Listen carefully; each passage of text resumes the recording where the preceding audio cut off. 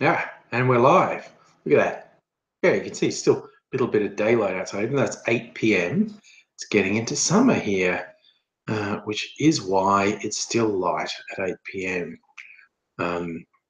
Think about the latest you get it in Australia. Well, here where I am, it sunset at about 8:30, still some light until about 9. It's not like, what do you call it? Like Northern Europe or north of North America, where you get really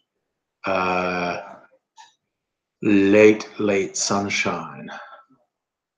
You like the T-shirt, Yori? One of my T Fury Doctor Who shirts. One of the many Doctor Who shirts I have from the T Fury site. That's like Abbey Road Doctor Who style. You got to guess who they are.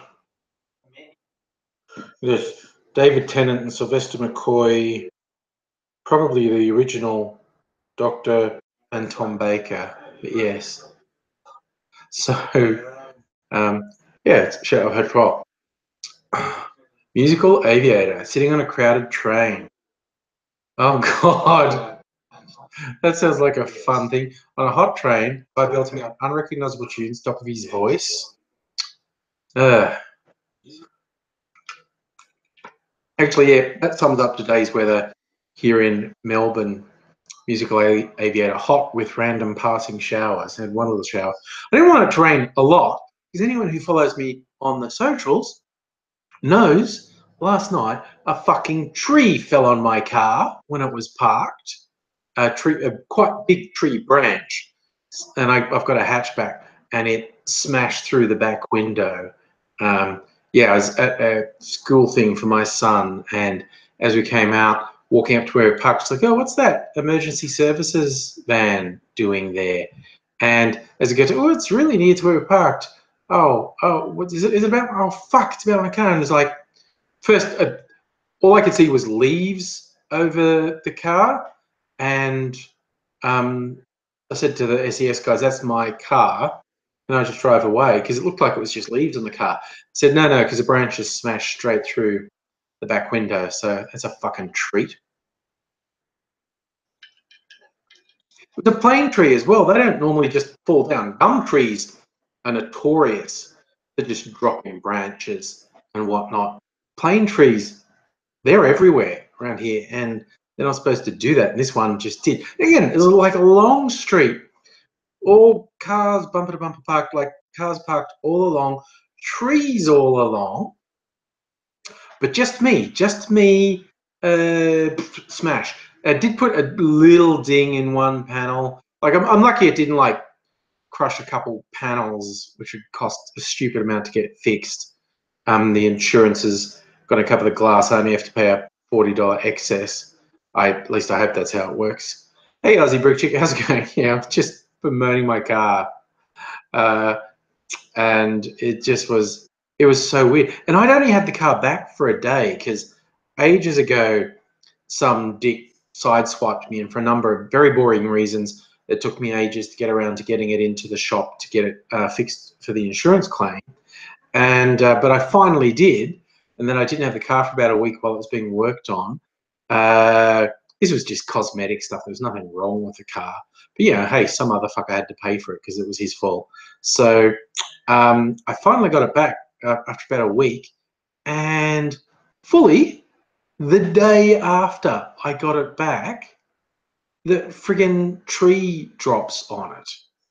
And I was, just no.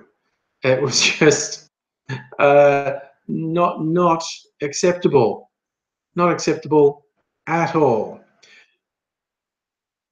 Ooh, lanky lankom. Nice pun, axing for trouble. Didn't really have a choice.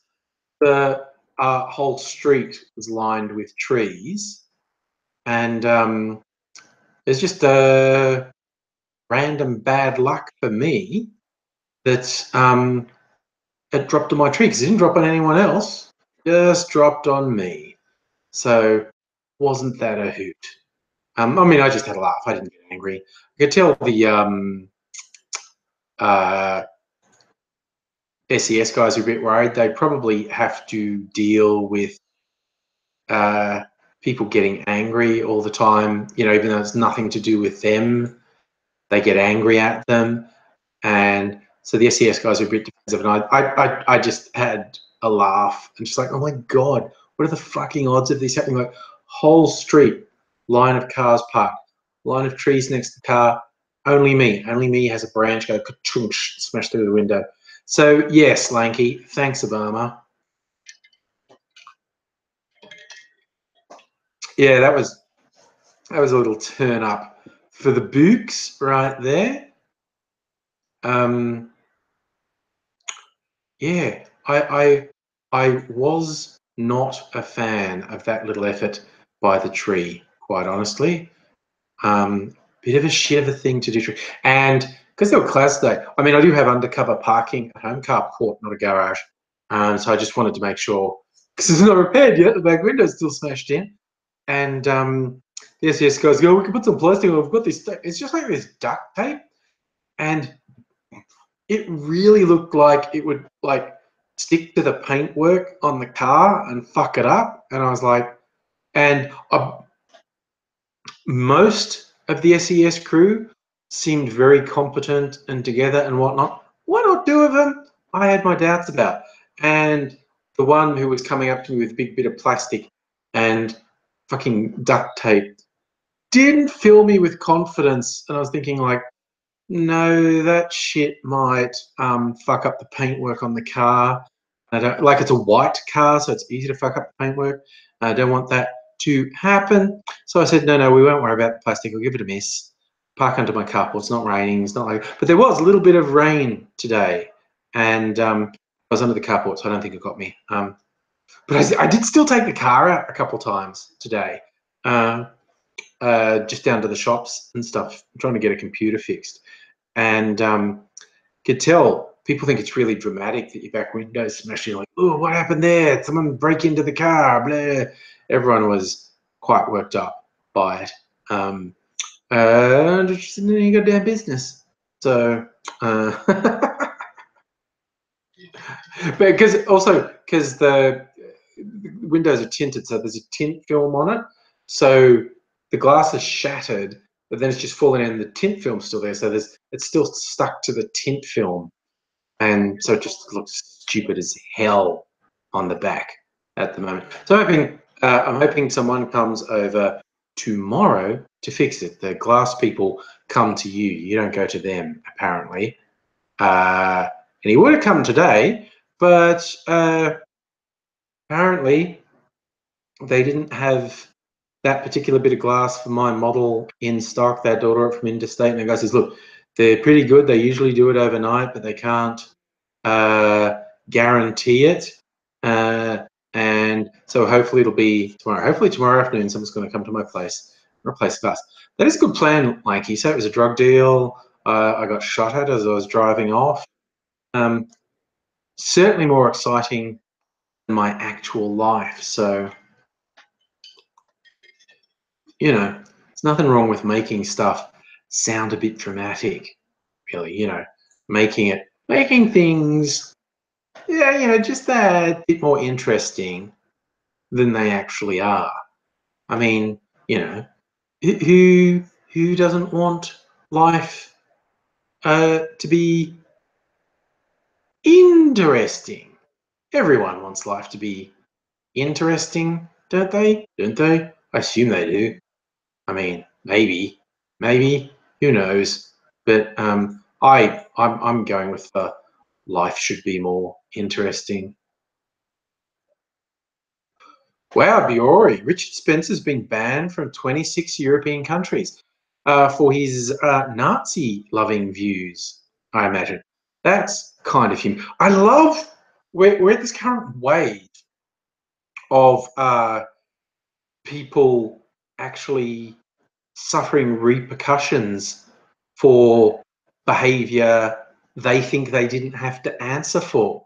They thought they could just spout whatever shit, they could do whatever they wanted and there would be no repercussions, and they would never pay any price for what they did. Biore, starting a Nazi march in Poland, that will get you banned from a lot of the EU, yes.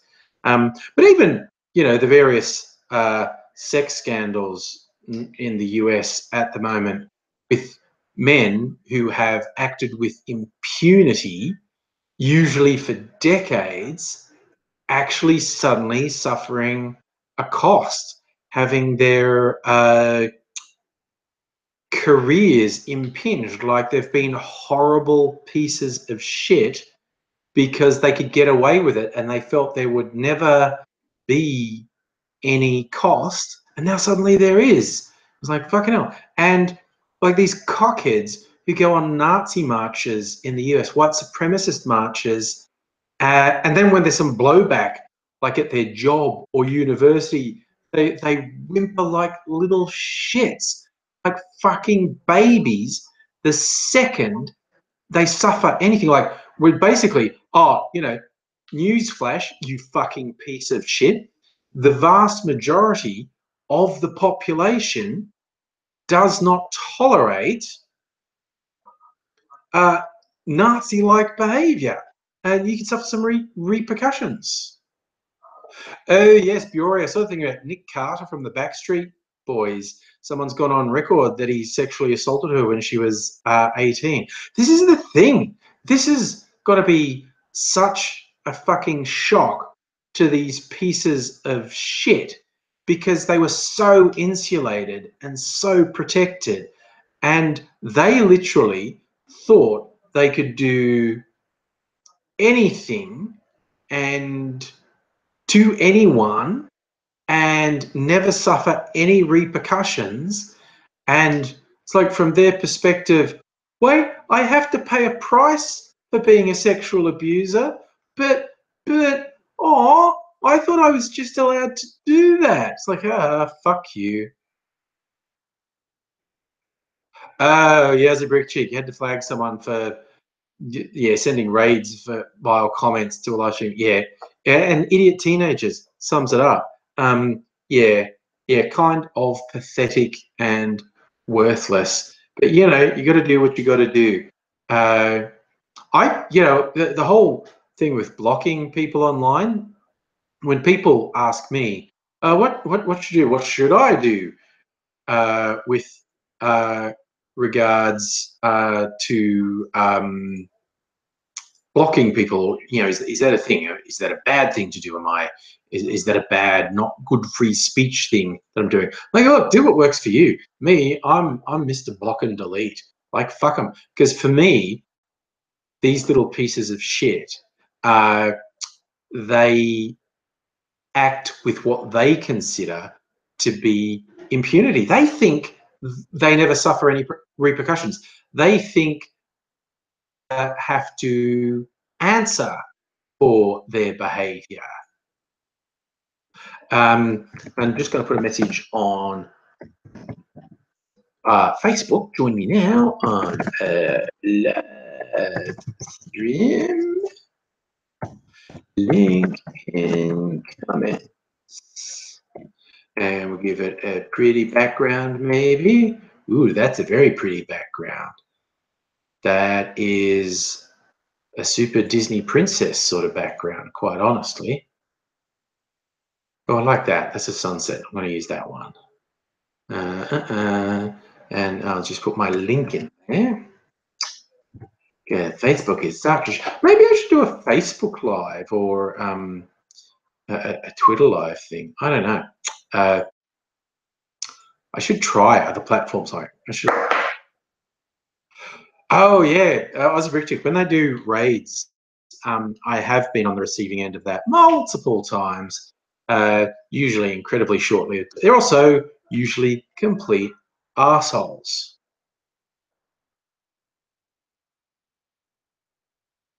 You've learned so much from watching me dispatch idiots. I have to admit, on YouTube, I do the mean thing in that if I've decided I'm blocking someone, I send them an abusive comment and then block them and then delete their comment. So they'll actually get an email notification. They'll get an email from me saying, go fuck yourself.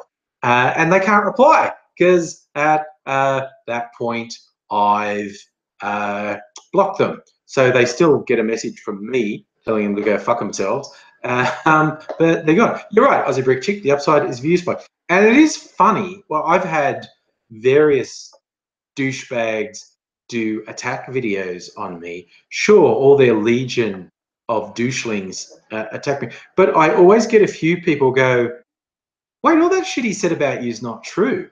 Like, he's not telling the truth. Why isn't he telling the truth? And I'm like, well, my personal view is he's probably scared of me. He's scared of the views that I'm putting forward. So, but you know, I'm not into giving them oxygen. I just think that's counterproductive. They can do and say whatever they want about me. It's you know, they want to be shitheads. You know, how am I going to stop them? I'm just not going to let that impinge on my world. That's what it comes down to. It's not letting them dictate what happens in my world. Hey, Grasshopper, how's it going? Good to see you. Oh, you know what? I felt like, okay, again, people who pay attention to what I do know I moved this year. It's actually about 6 months ago now. It still feels really recent to me, but it was 6 months ago. That's probably because I was in the last house for 10 years. So having moved just this year is still feels new to me. Hey, Miss Foxification. I am with you 100% there. Don't invest in the emotions of those people. They can yell and scream all they like. Don't let them impact on your life. Look, and there is, for me personally, look, there is some impact when someone just does or says something obnoxious and vile. And particularly if they say it about my friends, I will get upset. But it's always like I don't let them see it. When I see some of my friends getting emotional in their responses to trolls and making it clear they're upset, it's like, oh, I'll do everything I can to be supportive. But I always want to say, Jesus, you don't let them see you bleed. You don't let them know that they scored something. Just, yeah, keep them out of your life. I mean, unless you want, some people really enjoy engaging with the trolls. Some people love dragging them on and on. You do what works for you. It's what I always say to people when people say, what should I do about haters and trolls? Do what works for you. If ignoring them works for you, fine. If engaging works for you, fine. If blocking, deleting works for you, do that. But don't let them dictate what happens. Don't act based on what they want or what you think is owed to them. It's always about you. It's never about them. Oh yeah, look, misfoxification, objecting to people like Milo Yiannopoulos having a platform to spread their hate. That is God's work, as the saying goes.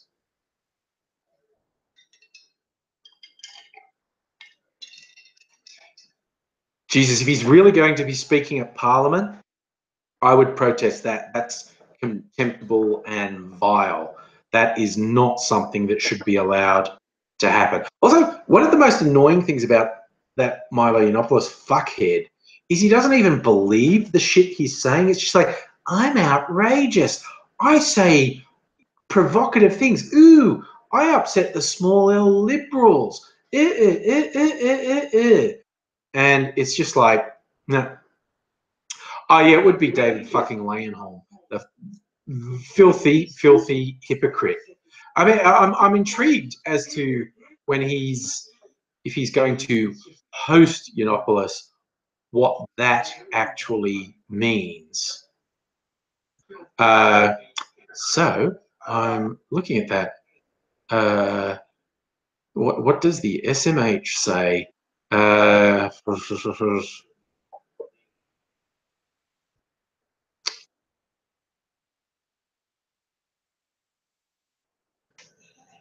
So Lane Holmes invited him to address MPs and staff.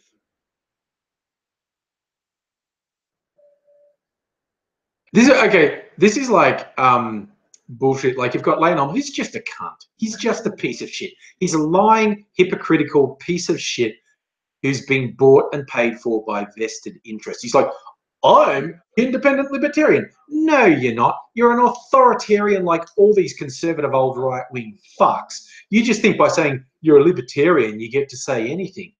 But he's bought and paid for like all of them.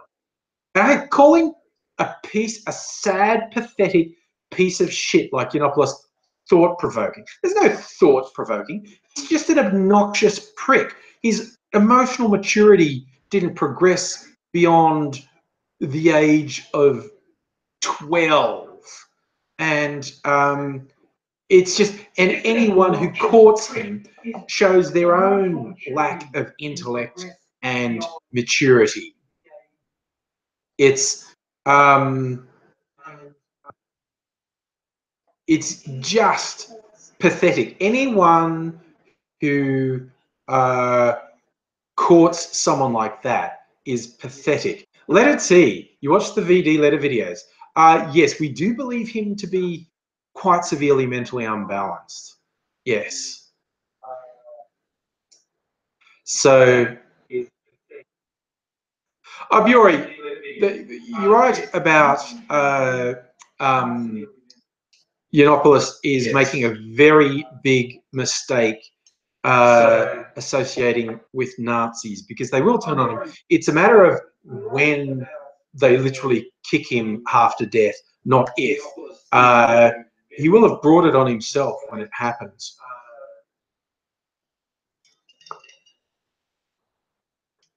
Oh, Grasshopper, did you miss that? VD video dude. Okay, I have to bring this up most live streams. This is months ago now. This guy who had the username video dude, regular in chats. He said he'd been watching my videos, but he started being really obnoxious, just saying really dumb, stupid, homophobic things. And I was like, all right, little boy, calm the fuck down. If you got to be a boring little shit, I'm not giving you a platform. And like most stupid little children, he wouldn't shut the fuck up. And again, when I say children, I mean emotionally and intellectually. And first, I did the naughty chair thing. You can do a thing where you time someone out for 10 minutes in here. So I put him in the naughty chair and said, learn your lesson, prick. And he didn't. He came back and just kept being as obnoxious and stupid. So I said, well, take a hint, stupid motherfucker. And I banned him. He took that super personally and wrote these really, really crazed letters to me. I mean, like, seriously friggin' unbalanced. And oh god, I keep promising to scan them and put them up on my WordPress blog. I will do that one day. So it is really seriously unbalanced. But yes, I read his letters over a series of videos because they were very long. There's a lot in these letters. And they're on a couple of the old live streams. And yeah, no, he's seriously crazy. Like there was this one, there's 4 pages in like 6-point font, single spaced. So there were thousands of words. It was seriously deranged. It would have taken him hours to write. Oh, Toby, my car, back window's broken, hopefully getting fixed tomorrow. Oh, yeah, Grasshopper, they were funny. They were pretty goddamn deranged, quite honestly. Look, let me find them. Where's my video manager? I'll go back and find. I'll post a link. But I mean, you can find them just by going through. Look, why don't I just put? Because I called hate mail like the funniest hate mail or the craziest hate mail I've ever received, because it was pretty full on. So, where are we? That's interesting. Why is that showing up? Okay, trying to find them. That doesn't make sense that so many of these ones are. Okay, so yeah, but yeah, it was pretty weird reading these, and also, I mean, because my other half is a psychologist. I got her to look at it and said, "Look, is this guy faking, or is he really like this?" And she's like, "Oh, no, that isn't fake. That is someone with problems right there." So yeah, so that's a link you can save for later. Grasshopper live streams with AIDS. Look, hopefully there'll be more of them. More recently, they been doing them on Sundays in the afternoon local time. But I do a live stream as Angry. No, she is a professional with a real job, and she doesn't need this sort of crap. I do have videos, and I'm going to have a whole channel of stuff that I've done with her, but she's off camera, but you can hear her voice. Tapping, EFT, emotional freedom techniques. Or as I sometimes refer to it, freaky brain magic. And I call it that because it's rewiring your brain, basically, and it seems like magic. It's really quite freaky. And it is an amazing thing. It's like, man, people who think their brains see things objectively are absolutely fooling themselves. Like, on every level, how your brain interprets visual, auditory, and tactile signals is completely subjective, completely open to manipulation, and you have no guarantee what you're experiencing is at all what other people are experiencing. Well, you're just a ray of sunshine, Celtic King. Celtic King is our man who knows VD and gives us periodic updates. And now you're saying VD might have prostate cancer.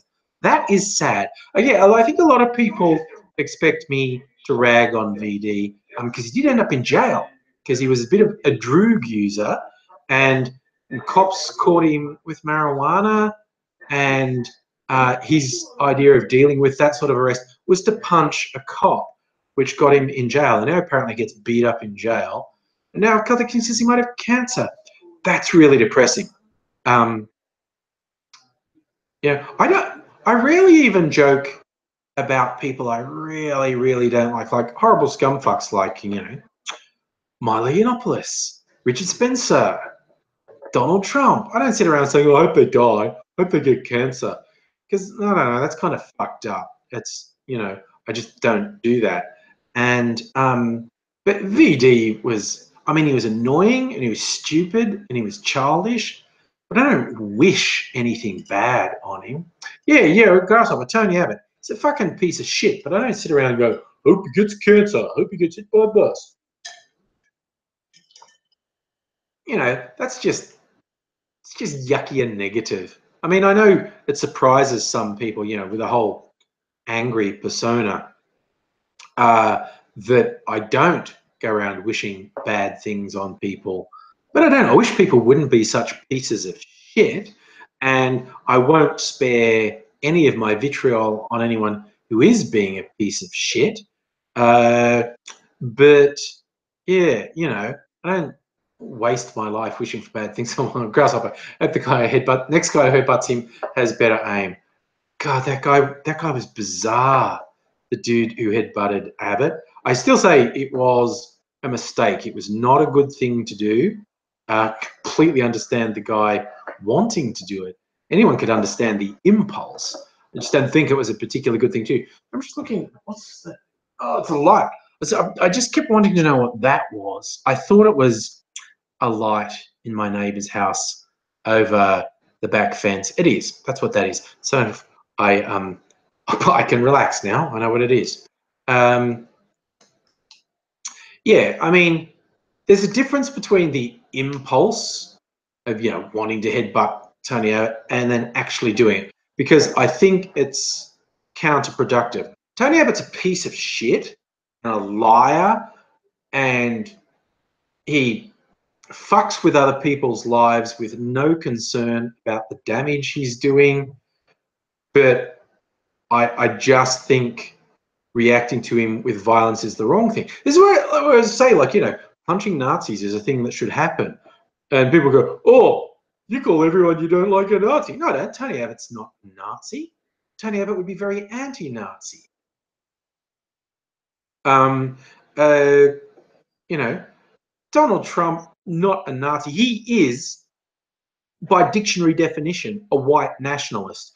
You look at things Donald Trump has said over decades, he's clearly deeply racist, and he literally believes white people, simply by virtue of being white, better than non-white people. He is, dictionary definition, white supremacist. His fucking dad was in the Klan, for fuck's sake. He was arrested at a Klan rally. So, I mean, he is, you know, so Trump has people close to him who were full-on Nazi ideology, Hitler worshipping scumfucks. People like Steve Bannon and you know, fucking Richard Spencer. And how those people aren't just in jail is beyond me. Keiko, the headbutt guy, yes, he just said I had an urge and went for it. He said he was literally just walking down the street, saw Tony Abbott and said, well, when am I going to get another chance to headbutt the cunt? And he just grabbed him and didn't get him very well, but, you know. Oh, your Celtic King saying a cop is looking into ways to get VD mentally tested. There's a way you literally get him sectioned. Grasshopper, you got to go to work. I hope work treats you well. I hope work is really good for you. And I hope my car gets fixed too. Thank you. And yes, if you ever travel south of the border, I love catching up with people, you know, having a drink or a lunch or whatever. So definitely me go. Up your, yeah, you know, among other things, Trump just doesn't give a shit about basic decency. You know, Trump, we know Trump is a serial sexual assaulter because he boasted about it. And there is a long line of women saying, yeah, he did it to me. You know, Trump is a serial sexual assaulter. But yes, he's never going to turn on someone like Roy Moore. Joe, you're using Firefox. I don't know. I'm on Chrome. I don't know. Just do try refreshing, Joe. That's like the switching it off and switching it back on of live streams. Refresh the browser.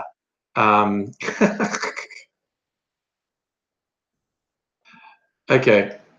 So yeah, it's just the way it is. But I mean, there's quite a good little bit of stand-up done by Australian comedian Amar Rahman about, is it okay to punch Nazis? To which he says, of fucking course it is. But he raises thinking, like, what is with people who have appointed themselves Nazi guardians? Who does that? Who expends any energy at all on defending or protecting Nazis? That shit's insane. Oh, Keiko, that whataboutism, as you put it, blows my mind. It was bad enough when Donald Trump Jr.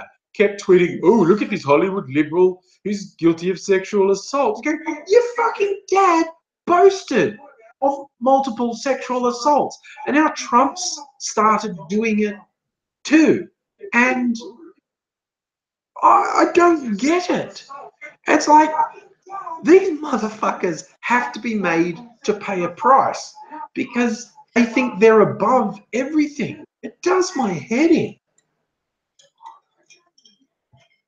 Like anybody, you know, getting their comeuppance for years or decades of sexual harassment and sexual abuse, it's way past time, way past time. And the idea that they should never have paid any cost for fucking people over, ruining people's lives in some cases, it's just ridiculous. Oh, good. I'm glad you got your sound working, Joe. Windows didn't come out of hibernate properly. Oh, yeah. So, yes, I'm actually, I suppose we've been sitting here chatting for a while. To explain why I chose the particular topic for this video, where I said I was going to talk about mental health and whatnot, because I'm actually off work at the moment, and that is because of stress, because it got to the stage where this work is just a fucking abominably badly managed project with this really fucking stupid deadline. And shit was just really stupid.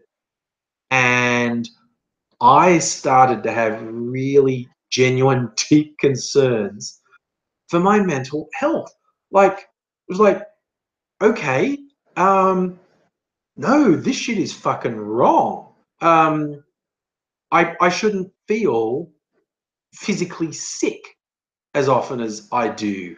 I shouldn't have these instances which were happening all the fucking time where I'd stare at my computer at work with the stuff I had to do and my brain would just go, there's too much, you can't do anything.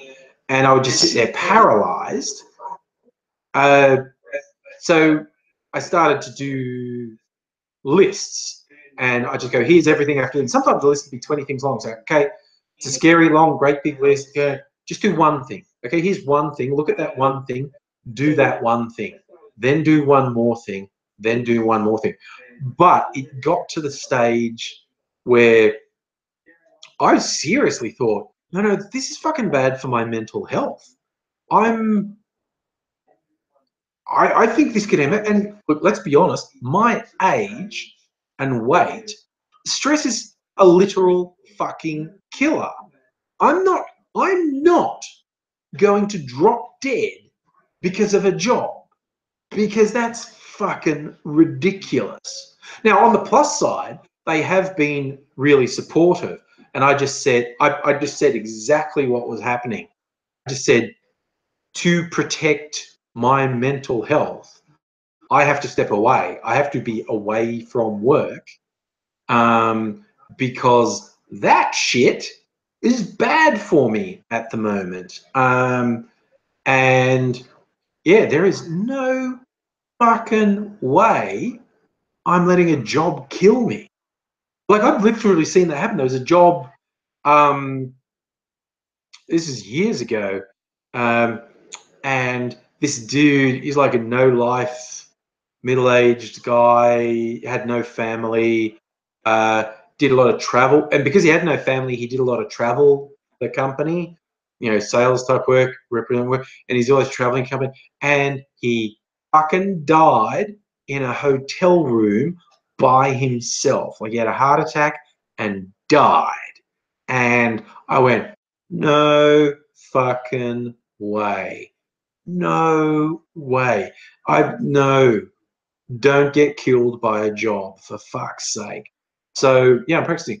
Oh, it's foxification like that. Mindfulness is good. Also, the thing I was talking about, learned from Mrs. Angry, that she's taught me one of her counseling techniques, called EFT or tapping, and it's very interesting. I have some videos on this, and it's really good for de-escalating stress, also for much more mundane things, but treating trauma and stress and anxiety. You start off, you tap here. This is like where you set it. You say what you're doing, like, okay, like, even though work is stressing me out and I feel intense levels of anxiety and I feel sick sometimes and I feel like I can't go on and I'm worried this job is badly affecting my health, I accept myself anyway.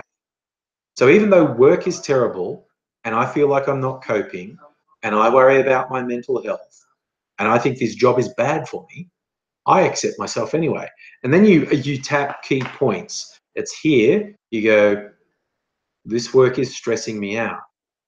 Here, I feel really bad with what's happening. And here, this work is really stressful. I don't want to keep doing this stuff. I don't want to feel like this. And here, I feel really sick a lot of the time. Here, work is really stressful. I don't like it. Tap the top of your head and go, this is really stressful, I don't do it. And you do a few cycles of that, and it's fucking incredible how well it works. This is how easy it is to manipulate your brain. Like in a bad way, a stressful environment will fuck your brain chemistry up and have physical effects and damage your mental health. Yeah, and Kako said, if you grew up with child abuse, it's all, see, because there's all sorts of things. There's mental and physical health issues can be trauma inflicted, like from child or adult abuse. Like Mrs. Angry works in the public health system. She works with a lot of refugees, asylum seekers, people who are personally been interrogated and tortured or have had family members tortured or murdered in authoritarian regimes that they've escaped. So she deals with really intense stuff. So sometimes mental health is a result of trauma, but it can also just be your brain chemistry. You don't have to have suffered any sort of trauma to have very real mental health issues. It can literally just be your brain chemistry being out of whack. That's what I'm saying about people who think their experience of the world is objectively real and measurable. I mean, your brain is so easy to manipulate. Like, you know, hey, why do we take drugs? Because they affect our brain chemistry and change our perception, hopefully in a pleasant way. People who suffer physical trauma to their brain, it sometimes totally changes their personality because it affects the way they perceive things and how they respond to things. Even on the simplest level, optical illusions. The fact that optical illusions work, and it's absurdly easy to make your brain see something that literally isn't there. And it's absurdly easy to trick your brain with a visual trick, with an optical illusion. The idea that your brain is somehow infallible is absolutely ridiculous. Yeah, this foxification, fake it till you make it. Affirmations, man, affirmations fucking work. Like, because I'm a contractor, and which means I go to a lot of job interviews. I'm really good at job interviews, actually. But a little trick someone taught me years ago was an affirmation to say just before going into a job interview. And it's not, I'm going to get this job, or I'm great, or I'm going to ace this interview. You say, they love me. Just before you go into the room, you just repeat to yourself, they love me, they love me, they love me. And it's ridiculous how much that boosts my confidence, saying that over and over before going into a job interview. Keiko, look, knowing that your experience is subjective and possibly flawed, that your perceptions are possibly flawed, that's incredibly important. People who cling doggedly to, no, I know the truth, the great big capital T truth, the objective truth, and I'm infallible, that's dangerous. Because they're wrong. It's almost like the more sure you are of something, the more wrong you are. And the less able you are to accept that you could be wrong about something. Misfoxification, one of those days. It's remarkable how often just saying positive things actually creates a positive mood, creates a positive result. Like I whistle, and it's absolutely surreal. Not many people do it, because when I'm at work and whistling, invariably people go, "Oh, what are you so happy about?" It's like, I'm literally just whistling, and everyone thinks by definition that means I'm happy.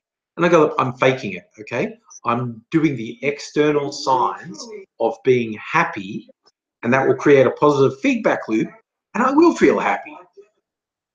Oh, Toriana, the invisible gorilla. I like that. For those who don't know, that's basically a psych experiment where a group of people say, okay, we're going to show you a video, two teams playing, like a red team and a blue team, playing basketball.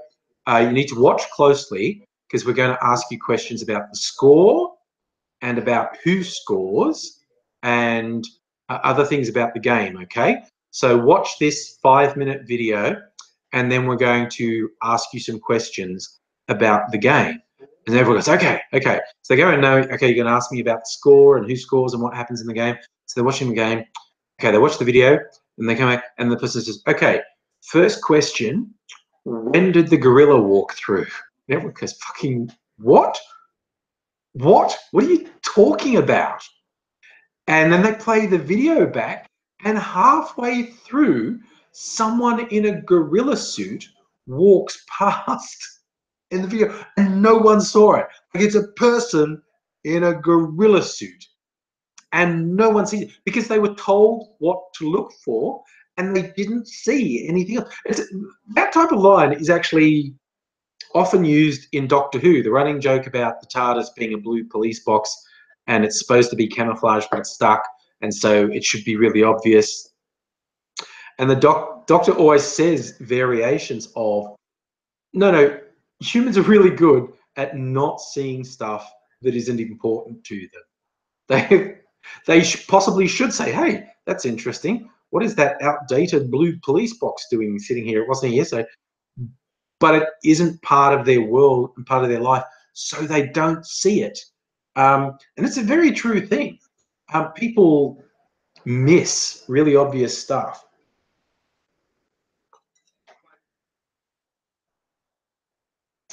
Ace, you smile when you're in a bad mood. Bring positivity. Yes, okay, I get that. You laugh at yourself because smile must look creepy. Oh, Toriana, yeah. That's a good point. Motorcyclists getting hit by car drivers is not looking for it. You would think when you see some of those accidents, like, because everyone has fucking dash cams now, so you see a lot of, you see those accidents where a car just goes bam straight into a motorcycle. And motorcyclists have been telling us this for years. But now you can see it in video. Go, how could someone do that? How can someone just go poof and do? Because they don't see it. It isn't something they're looking for, but it is right. Motorcycle is not small. Motorcycle is a fucking decent sized thing that you should be, but car drivers will just smack straight into it. Joe, look, while we're saying positive thinking has an effect, it's not cut and dried. Different people in different circumstances need different things. My personal suggestion is, if that sort of thing has never worked for you, that's completely understandable. My personal suggestion would be working with a professional, someone who has a technique. And again, the two that I've seen through Mrs. Angry, which astonish me with how effective they are, is EFT and EMDR. And I forget what EMDR stands for. One of the textbooks might be here. No, there isn't today. Sometimes one of the textbooks here, because she works here sometimes. But if you can find a practitioner, like a professional, not some stupid fucking hippie, like a professional psychologist, counselor, or psychiatrist who does EMDR or EFT. If you found things like counseling and psychiatrists don't work for you, it's incredible how effective these techniques can be. Part of an overall arsenal, I think. I think what you need when you're dealing with serious issues of depression, anxiety, borderline personality disorder, any really serious mental health issues, I think you kind of need an arsenal. Like you need someone you can talk to, counselor, psychologist, psychiatrist. In many cases, medication. Medication is not always necessary, but medication can literally be a lifesaver. Medication not done properly can have awful side effects, but can literally be a lifesaver. And if you find someone who does EFT or EMDR, it can be incredibly effective. Miss Foxification looked it up. EMDR stands for eye movement desensitization reprocessing. These techniques, while different, they have a similar thing with they are basically rewiring how your brain processes memories and particularly traumatic memories. But it rewires how you think about things. EMDR is interesting. The eye movement thing, it does repetition. It doesn't, well, actually, it can involve touching, repetitive thing.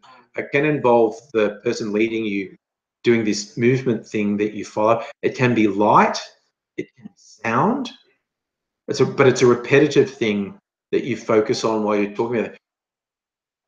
It's mind-blowing. Like, I don't have any severe trauma in my life. Like I said, Mrs. Angry treats people like refugees, people, murdered family members, torture, years, if not, decade in a really shitty refugee camp. Shit tons of trauma, in other words.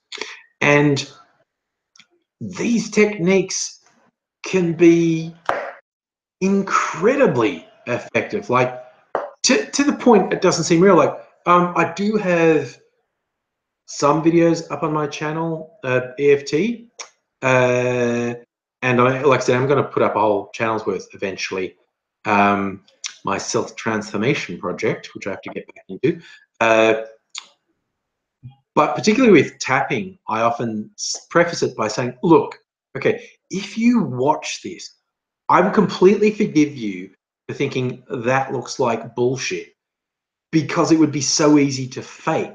So there is a degree of trust required when I tell you that this works. Like, it does require you to trust me that this works, because like even on, well, I've used it on really mundane things. I've used it on stress and whatnot as well. But really mundane things like eating better, like eating vegetables that I didn't like to eat and resisting snacks. Like, it's crazy. Like, my weakness was white chocolate. So hard to resist it. So we did this thing like, okay, here's some white chocolate, smell it. Do you want to eat it? Out of 10, how much do you want to eat it? And I'd be like 20 out of 10. I just want to eat it. And then you do this tapping, saying, even though I really want it, I accept myself anyway. And it gets down to, oh, I don't have to eat it anymore. Like, I can literally just chuck it. Like, I have no compelling urge to eat it, which I had myself. And like I said, it would be bizarrely easy to fake that. I could just be lying. So when I do this, see, well, you do need to actually trust me a little, but it really does work. David, you like tapping a keg of beer, eh? That's good. And hello, Jahatma. Good to see you. Oh, Joe, I agree with you about AZ's positivity, because, man, he has just stared death in the face. And he has quite severe issues with anxiety in particular, and he soldiers on incredibly. Oh, Noble Wolf, yeah. Oh, yeah, PTSD. That, like I said, When I do tapping, it's usually for really mundane things, but it can be used successfully for people with really severe post-traumatic stress disorder, like stuff where nothing else has worked for them. Counseling hasn't worked, drugs haven't worked, and this stuff works. Well, my favorite thing about it, like when I'm doing it, Mrs. Angry said, "How do you feel now?" And it's like, it's weird, because even though I've done this a few times and I know it works, I feel like it shouldn't have worked that well. When you're saying, has it worked? I think it has, but I'm worried that I'm just saying that to make you happy, like, yay, it worked. But it does, it works. It's really freaky how well it works. And often people who are really upset about something before they do the tapping, and they feel better afterwards, but they can't believe the tapping did it. They go like, oh, I think it was just talking about it. Like, yeah, no, fucking, it's a complete fucking coincidence. Prior to the tapping session, this was a bad traumatic thing for you. Did the tapping session, it no longer has that power over you. But it probably wasn't the tapping session. Like, and I mean, the tapping session, not a week later, when you do it. At the time you do it, you feel better. And people find it so hard to believe, they find other reasons for the relief. And yeah, fine, good on them. Oja Hatma, you raise an interesting point. LSD for PTSD.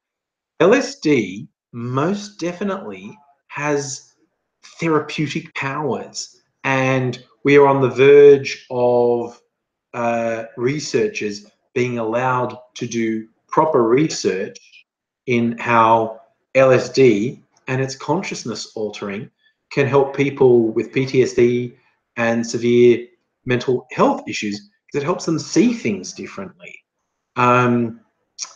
Obviously, I mean, all those parties in my youth when I took LSD was strict medical control. It wasn't recreational. Yeah. Oh, no, Wolf, I can imagine. If you're a hypnotherapist and you do something and it works, and someone, they just can't wrap their head around, but that worked? No, it must have been something else. I'm really glad that you've had some benefit from tapping. I'm a little bit of an evangelist for it, because it's just astonishing how well it works. Tell you what, it's a little bit humid in here. I'm going to excuse myself for a second and switch on my aircon. Give me a sec. It's just here, so I won't long.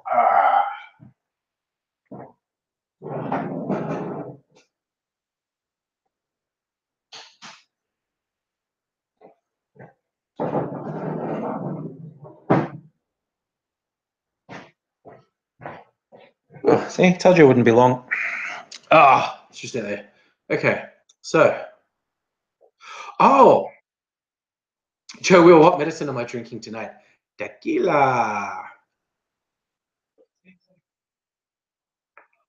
No, I don't always drink absinthe, Jatma. That's actually tequila. I have some absinthe. My current absinthe is this lovely red color. The blue was some colored tequila with Miss Fox, occasion we say about this type of stuff on EEG.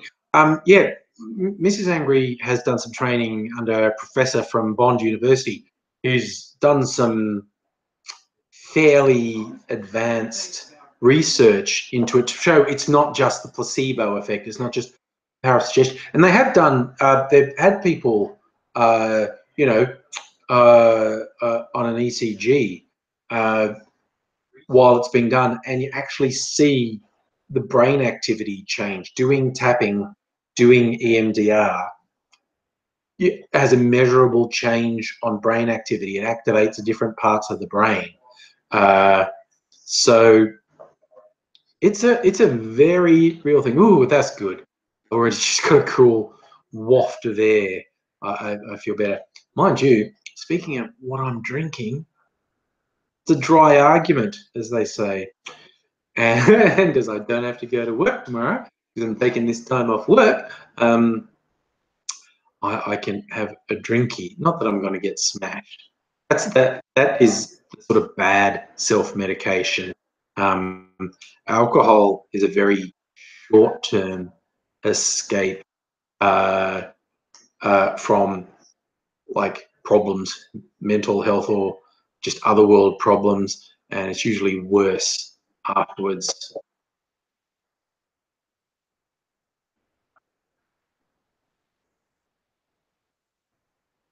You're right. Brains are very interesting. Measuring the brain activity of different people with different talents and different ways of looking at the world and doing different activities shows our brain is a very complex thing.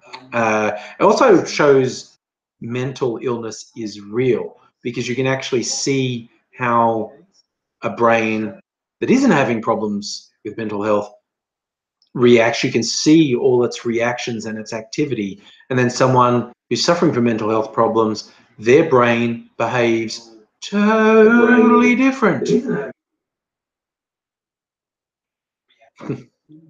Yeah, he's saying alcohol got your books done. Oh dear. Joe, okay. I do feel lucky about the AC. This is the first. Like I was in my previous house. I was in for 10 years. Did not have AC. Not good in a Melbourne summer, my man. Yeah, because Melbourne does these things where we get little heat waves that last for a week or two, and the house would not be okay for the first 2 days, but then the heat would just fucking penetrate the brick, and the house would just be radiating heat. And it'd be fucking awful for however long the heat wave lasted. And it would be hot in the house for like 2 days after the heat wave was over because the bricks had just absorbed all this heat. It's really shit. I know, I feel so spoiled because I've got air conditioning here. It's beautiful. Yeah, Ajatma. Anxiety and depression and alcohol don't mix.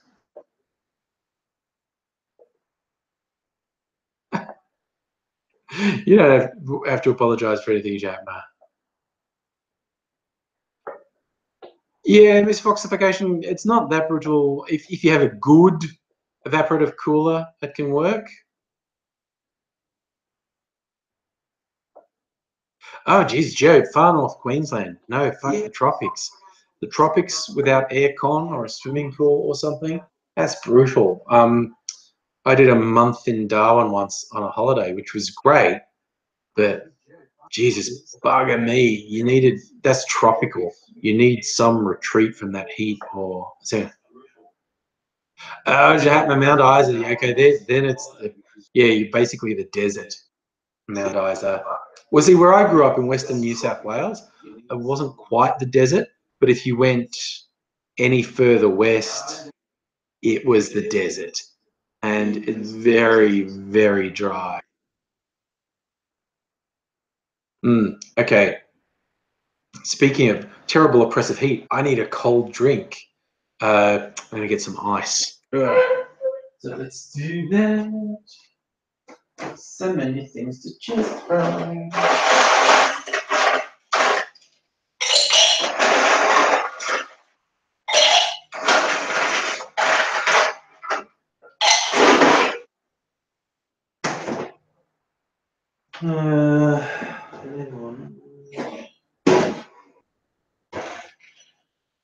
Actually,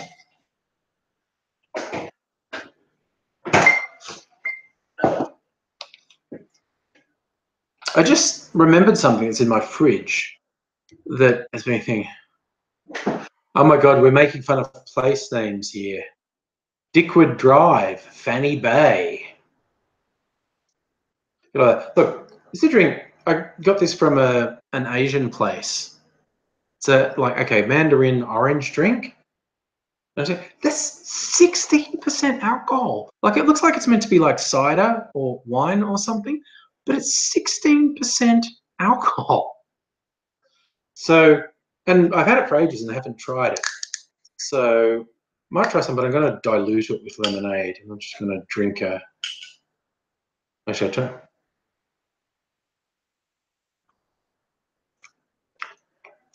Yeah, it tastes like alcohol. Tastes Tastes kind of fermented. It is Korean, yes. I did get it from a Korean restaurant. I'm going to add some lemonade to that. This. The 70 cyclone that flattened the whole city. Tracy, I think it was 75. Christmas. Yeah, that was the weirdest thing. Cyclone Tracy happened on, it was Christmas Eve. Wiped out Darwin.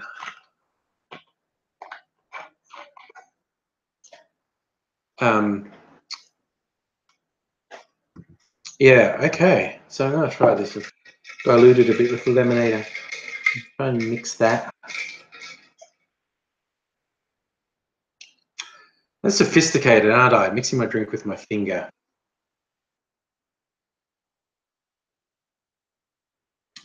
It's good diluted, actually. Just tastes like a little fruity drink. Yeah, I mean, Cyclone Tracy was really full on. Get some stats on it. Cyclone Tracy facts. That's what I want. What happened? Okay. It's Christmas Day 1974 it made landfall. Killed 71 people. Basically leveled the city of Darwin. Here's the interesting thing. Darwin's been more or less wiped out a couple of times. It got bombed by the Japanese during World War II. That's something that was kept secret from Australians during the war because they were worried it would upset people.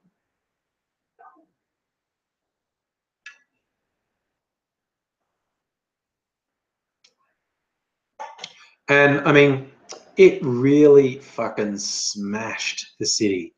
Like it leveled it. So here, Darwin actually got rebuilt a couple of times in the 20th century. So yeah, it's the weirdest thing. There's probably a lot of people who still don't know it today. During the Second World War, the Japanese bombed mainland Australia multiple times.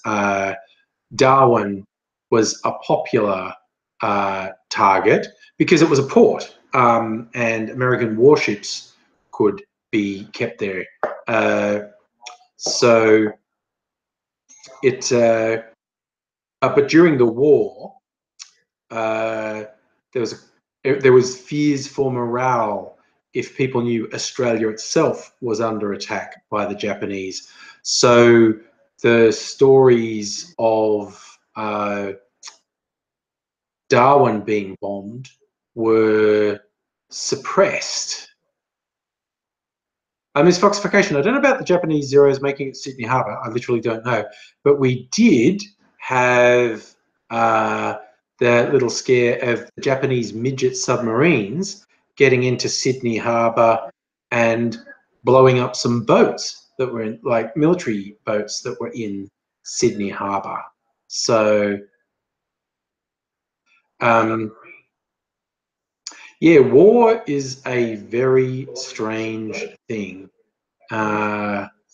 Everyone thinks they know what happens, but yes, the old saying of the fog of war is a very real thing. I mean, I think it's a fair statement to say that if the entire population knew exactly what went on in wars, if they knew the exact decisions that were made, if they knew exactly what was happening, there would be fucking riots. So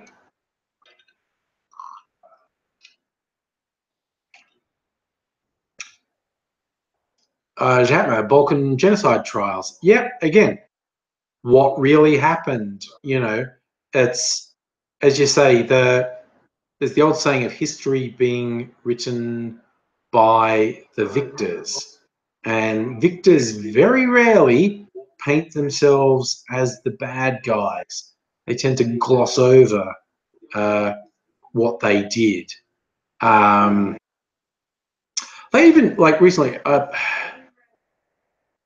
during the Rwandan genocide in Africa, there was this stir that some Canadian soldiers had tortured a prisoner. They'd beaten and tortured a prisoner. Everyone's going, but Canadians are meant to be nice, but that's just terrible. You can't torture and, you know, beat a prisoner. You're supposed to be peacekeepers. That's all. Glossed over what had happened. The guy they had been torturing and murdering civilians, men, women, and children, babies, had been raping children and torturing, murdering, everything. Like, was a bad fucking person. And these Canadian soldiers had come through villages after people like this guy had gone through it and had seen the results after that. And when they had that guy in custody, they just fucking snapped and they wanted revenge. Yeah, wrong thing to do. But when people just said, oh, Canadian soldiers tortured a prisoner without giving any context, it's not really that fair. So it's like even the Australian troops in Rwanda and surrounding countries reported they were really traumatized because when they went through some villages, they had women holding babies up to them. And at first they thought the women were saying, please take my baby and keep it safe, take it with you. And the soldier's like, I can't take the baby with me. But that isn't what the women were saying. They were saying, can you please kill my baby quickly?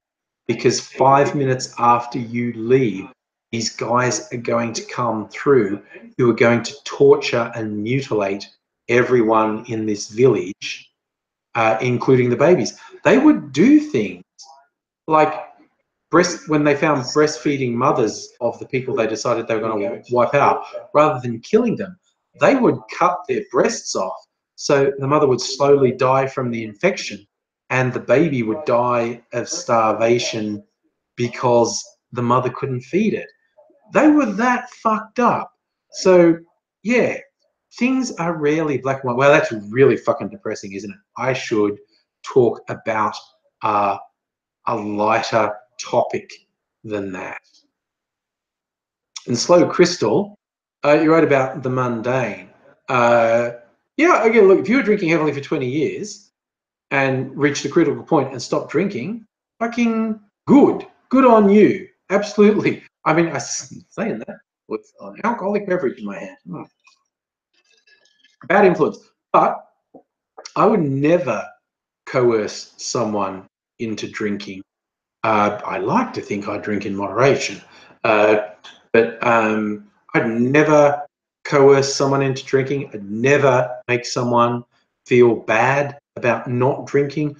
I would actively encourage people to not drink alcohol and to, you know, grab a hold of the fact that you've stopped and stick with that because you're far better off. Oh, change of topic, Tom Shatner. Expected outcome for the Queensland election. I honestly don't know. I mean, they're all shit, honestly. You know, traditionally in that contest, I would support Labor. But with that Labor government supporting that Adani coal mine, it's just like, fucking hell. What the fuck? I mean, it looks highly likely that there would be a minority government, like a highly likely outcome is a good showing by One Nation. And so the Libs and Nats have to form a coalition with One Nation, which just makes it fucking redneck wonderland.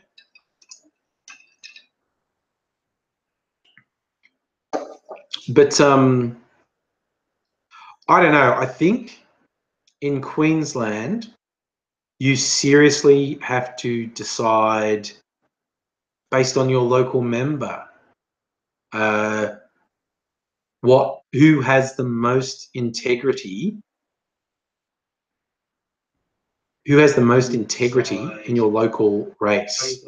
Because, like I said, traditionally, I'd say Labor, but I don't have a particularly high opinion of the Labor Party. So if you were going to reject them, I'd hardly blame you. I would literally go with, your local member. In your local race, find the person who has the most integrity. That's someone from the Labor Party, well and good. If you truly believe someone representing another party is the person with the most integrity, then you go with how you feel on that. Now, if someone was to say, I'm supporting One Nation on the policy, I definitely disagree. One Nation are garbage scumfucks. And if someone was going to say, I support the Liberal Party or the National Party as a matter of course, it's the party I'm voting for, I would not agree with that. If you looked at local race and in your mind, the Liberal or National candidate or independent candidate was the person with the most integrity, I'd say go with it. But yeah, I would say if someone's just going, I always vote Liberal, I always vote National, I'd say, oh, fuck that. No, that party's shit.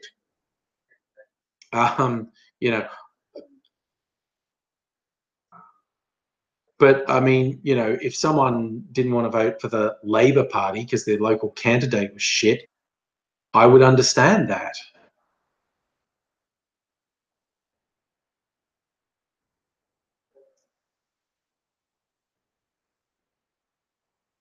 Yeah, you make your own call. It's so funny because I make these very black and white videos on YouTube, and people go like, "Well, you just hate anyone who disagrees with you." No, not by definition. I don't. If someone promotes an ideology that itself promotes hate, discriminates, that hurts people, I'm going to come down on them like a ton of bricks.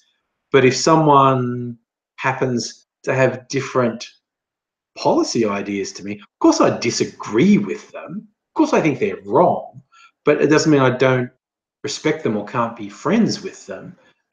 It's just if someone does promote hate, if someone is homophobic or racist,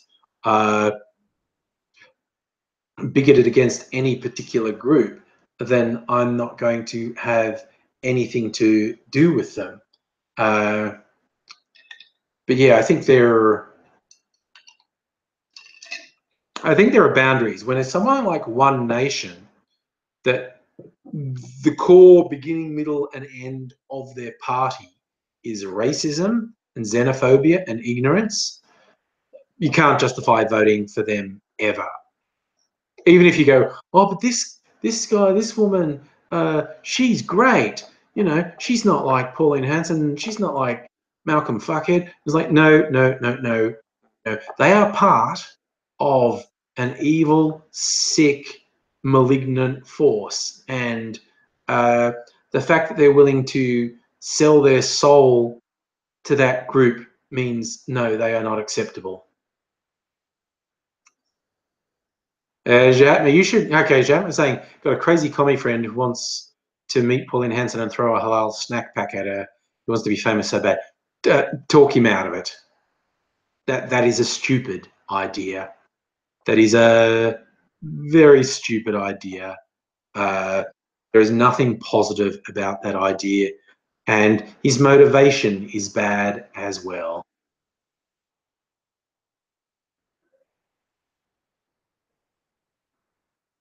Misfoxification, I'm with you 100%. Where you've got these ridiculous people saying, oh, you know, you should debate Nazis. You should debate fucking Klansmen. You should debate hardcore racists. No, no, no. You should shut extremists down. Toriana, I can completely understand if you don't like any of the candidates. It can get pretty goddamn dodgy. Yeah, your friend's Argentinian. How does that factor in? Are Argentinians what, hot-blooded? Is that what we're saying? He's a fiery Latin. I don't know how that fits in. You know, Argentinians have had a fairly intense time in their life with various dictators and whatnot, and of course all the stories of the Nazis fleeing Argentina after the Second World War. He's fat. I also don't know how that fits in, chat. I'm just picturing your fat radical friend with a halal snack pack coming up on Pauline Hanson and thinking, no, it tastes too good. I'm just going to eat it. I'm just going to eat it. Oh, and the Falklands. You're right. That's more recent history, Jatma. The Argentinian nationalists deciding they owned the Malvinas, as they call them, that were a British territory, and they invaded it, and then the Brits invaded, and it was all fucking full on. Yeah. You're linking this vid, the minute running time. Are you sorry? I'm not quite understanding, Jatma. You mean this live stream? I've been going about an hour and 20 minutes now. Oh, musical aviator. Have you done that below the line stuff when there are hundreds of people? I did that once in a state election, and it was over 100 people. And I did exactly what you said. I went, okay, I know who the absolute worst are, and I know what numbers they have to be. So they're the absolute fucking bottom. They're the bottom, they're the bottom. And then I knew who was at the top. Okay, that's who's getting my top votes. And then the rest of them, I was like, okay, who the fuck are these people? Who the fuck are these people? And trying to work them out and go, okay. So the bottom 20 were easy. The top 10 were easy. And then there was about 100 in the middle. I was like, oh God, I've got to number all of them. And it was quite a fucking marathon. But yeah, Shatner, I'm planning to go till about 10. So this will be about 2 hours altogether. But I did that once. Like, I think it was the last, I don't remember if it was the federal election or state election in Victoria, but the fucking Senate paper was absurd. Like, it was 2 meters long. It was absolutely ridiculous. It was just ridiculous. Toriana, postal votes, you're onto something there, because then you can Google the candidates as you fill it out. That is a good strategy. That is well thought out. I like that. So yeah, that's what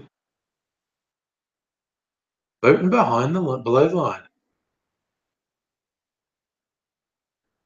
So Jatma, you're all capsing. That was Turn Cunt's changes that got him elected after the fuck around postal votes. Oh, I don't know. Turnbull really fucked up the last election. It was absolutely ridiculous. He was convinced having that election would work in his favour, and it really didn't.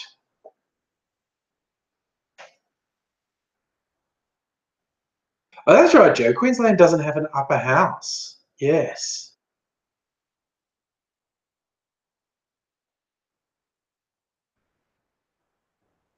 Letter T. Am I religious? No, I am not. I was raised Catholic. Went to Catholic school.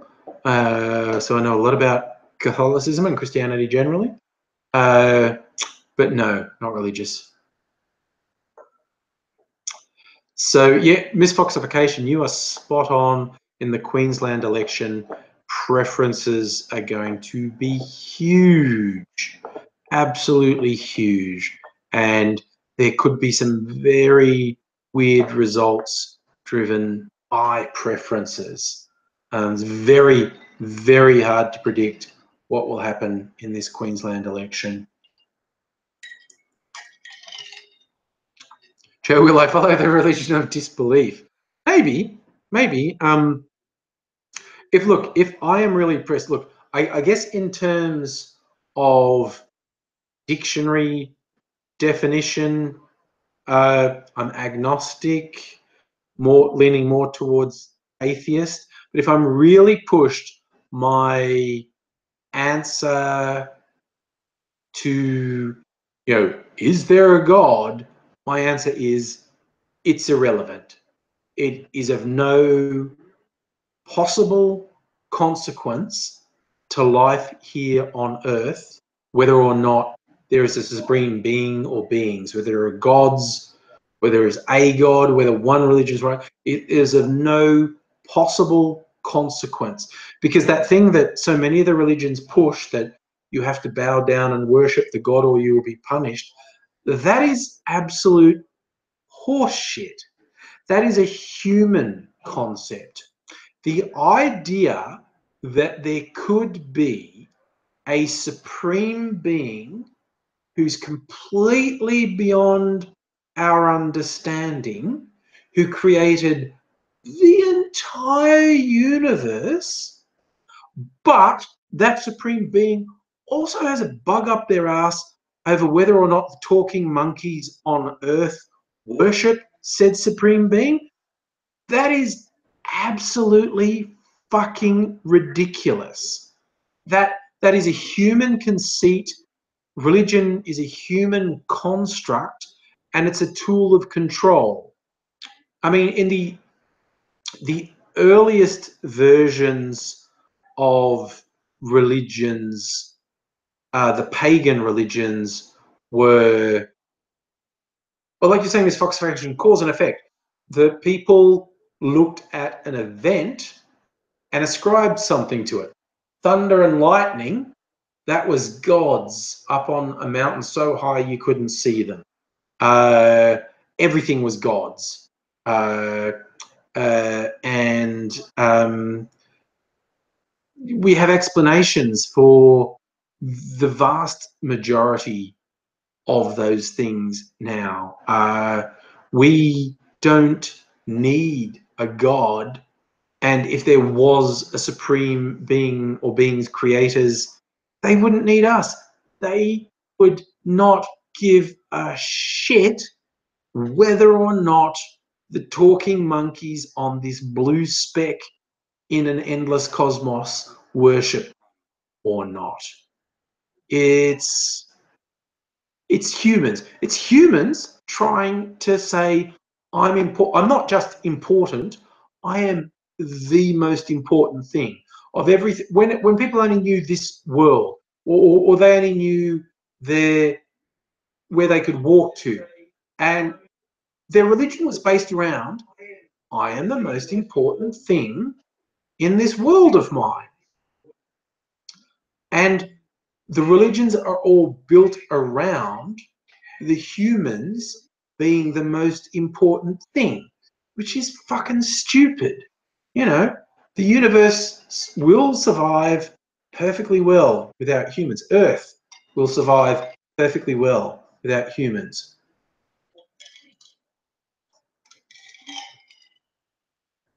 Nice quote, misfoxification, from Fyodor Dostoevsky's The Brothers Karamazov. I think the devil doesn't exist, but man has created him. He's created him in his own image and likeness. I've often wanted to get some good books on the devil, both from a theology point of view. When did Christian theologies first start talking about the adversary and the devil, and how has it evolved? And also fiction, good fictions about them. Because, there are all the different names, and I don't know whether the devil or different devils or demons or fallen angels you know, Satan, Lucifer, the devil, Asmodeus. There are all these other names. Oh, Jatma, C.S. Lewis's Screw Tapes letters. Yeah, C.S. Lewis was a hardcore Catholic, so his stuff would be from a very Catholic perspective. Hello, Mangan and Skriva. Jatma, your copy of Screw Tape letters was given to you by a junkie in the bookshop. Okay. Hello. Video games for fun. I'm into quoting the why, but yes, there's only evil and less evil. There's no good. Okay, Jatma. Thanks for dropping by.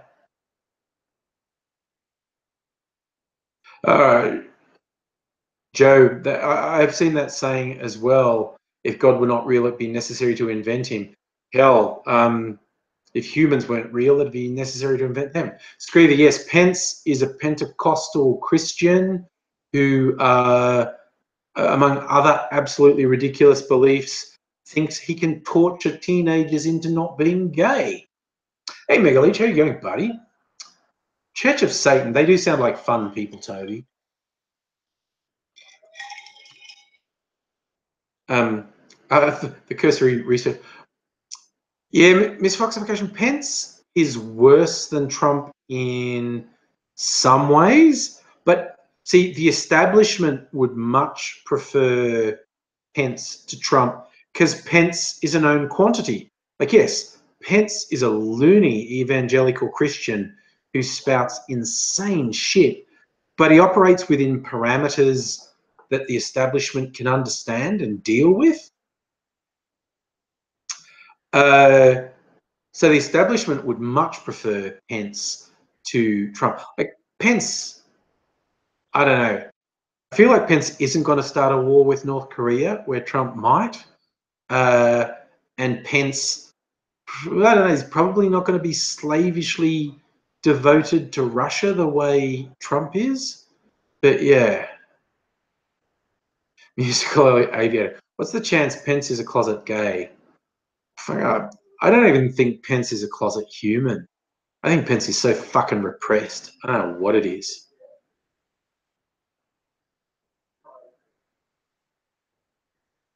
Joe, yeah. Why do some people say gay is one of the biggest sins? Because they're fucked up, man. They're just fucked up.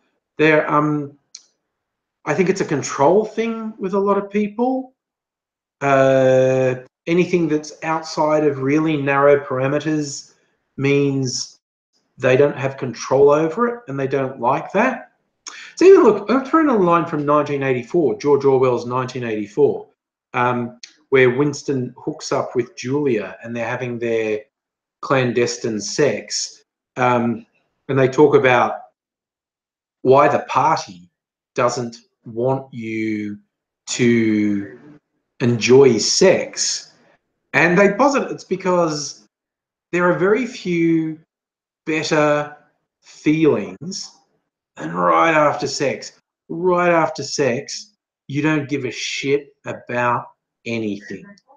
And that runs counter to a totalitarian power having control over you. So I reckon that's solid. That's why totalitarians try and control sex and sexuality.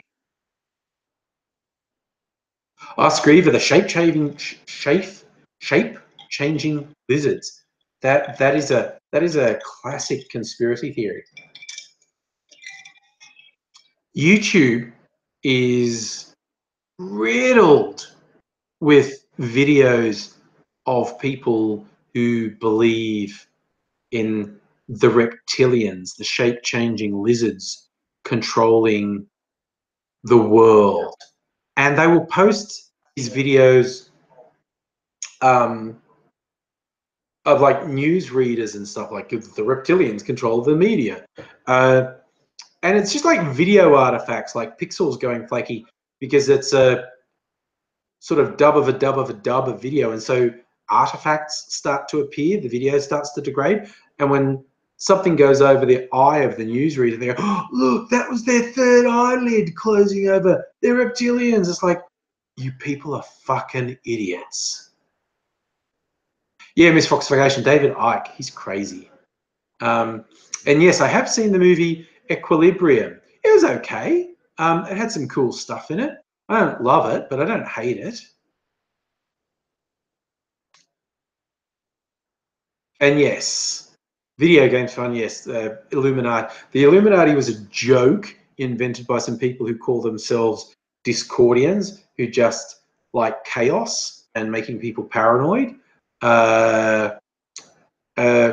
But yeah, people like David Icke who literally believe in reptilians, like the royal family are reptiles. All the political powers around the world are reptiles. You know, it's fucked up and stupid, just straight up stupid on top of everything else. I mean, I've delved into conspiracy theory world a couple times, and it's interesting when you really go into the conspiracy theorists analytically, and this is whatever they are, whether it's the reptilians, the Illuminati, the New World Order, 9/11 was an inside job, the moon landing was faked, JFK's assassination was a conspiracy. The common thread between them is people who are terrified of being powerless, of feeling powerless. They invent something awful. Like, the truth is, life is random and cruel, and you can't control it. Shit will happen that you have no control over.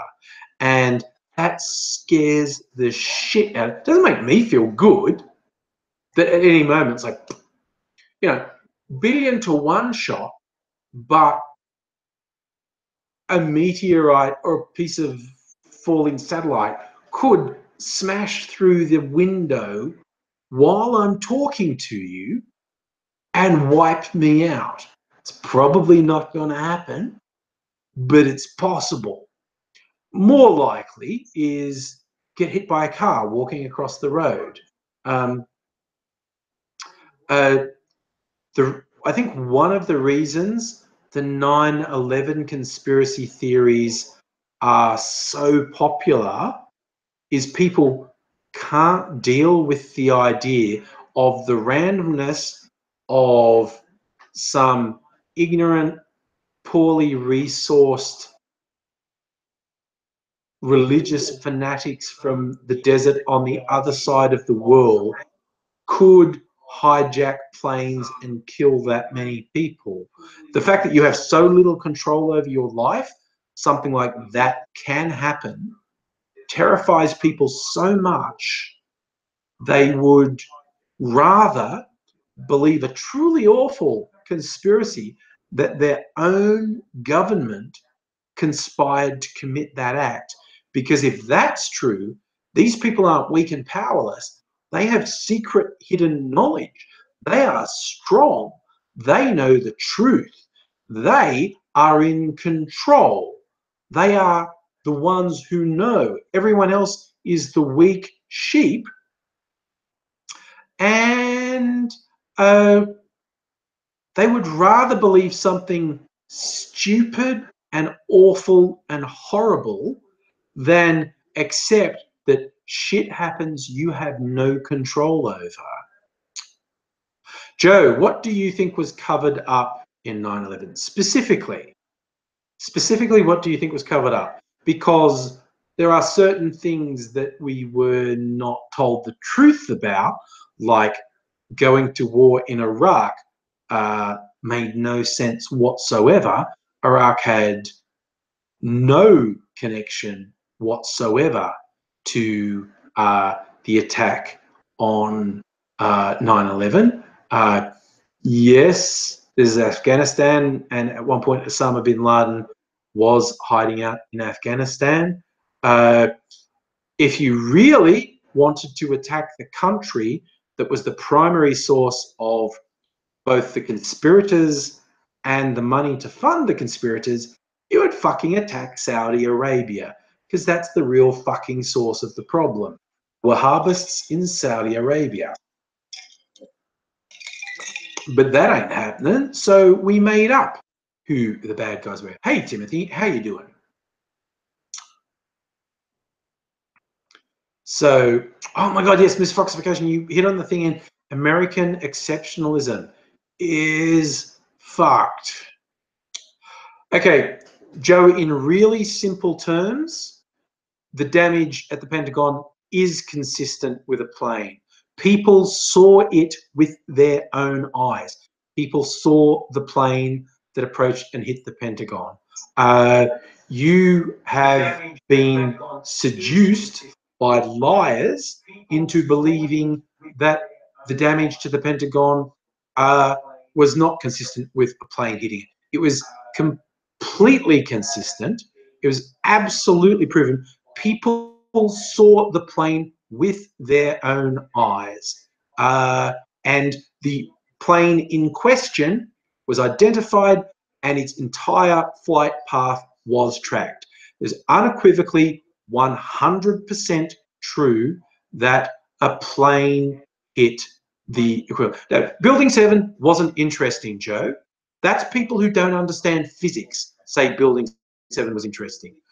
When 1 billion tons of debris hits the ground, there are fucking consequences, okay?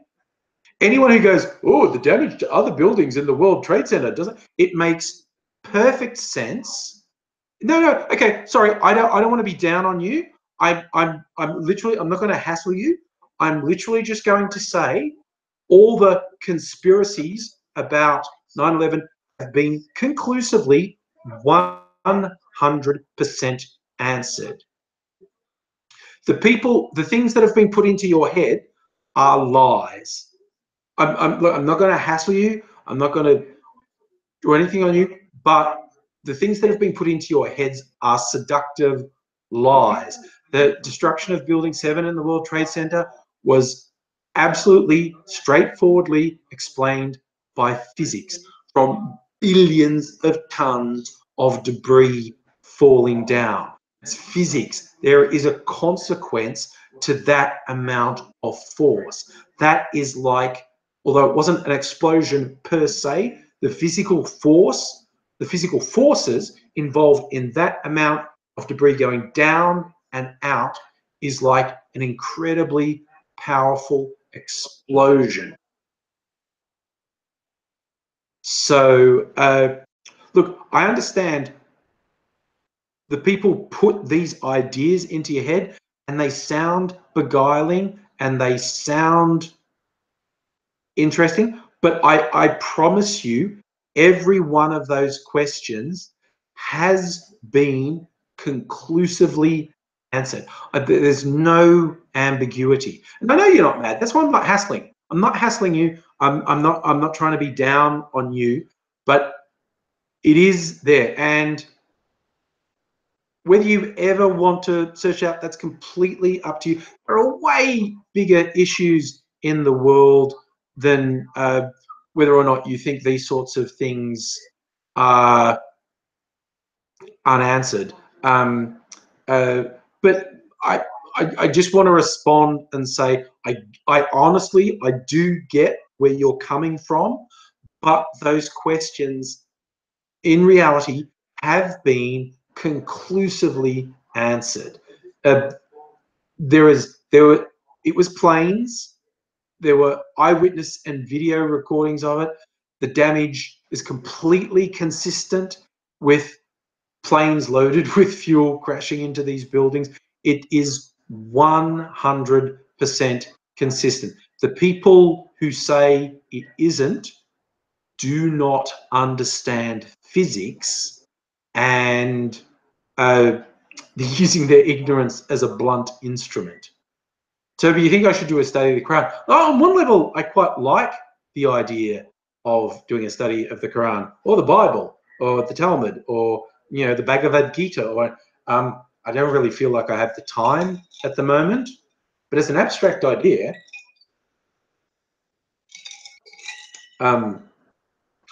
I quite like the idea. I don't know, yeah.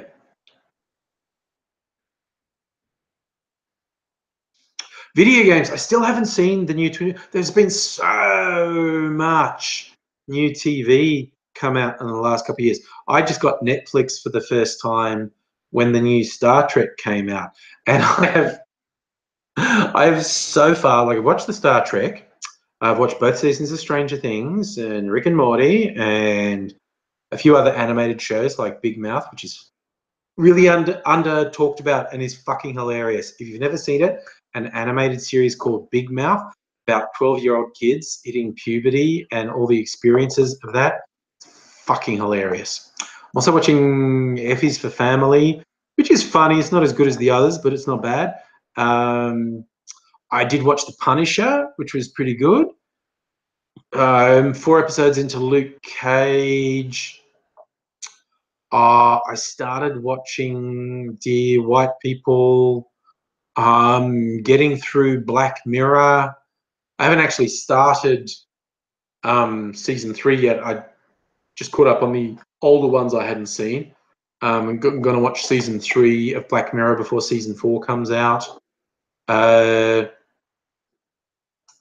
Disjointed with Kathy Bates is funny. I've seen that on there, Toriana. A lot of people have told me I should watch Narcos as well, which I might get into. This is just the stuff that's on fucking Netflix. And I've got to get on the other like when I've run through everything in Netflix, I might discontinue my subscription. Then get one of the ones like Stan in Australia has things like Twin Peaks and Preacher, and I've got to get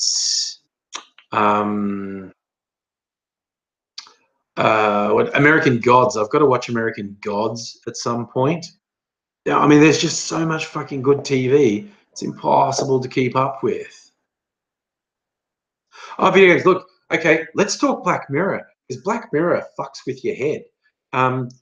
Black Mirror, if you've never seen it, basically it's kind of science fiction, but it's kind of just a little bit removed from our world. It's basically looking at things that happen now and just going, well, where might they go with a few advances in technology? Where might they go? And it's as much about people and society as it is about technology, but it's usually about how we use technology like social media and TV and other things. I realized today there was one early episode I hadn't seen. It was called 15 Million Credits or something.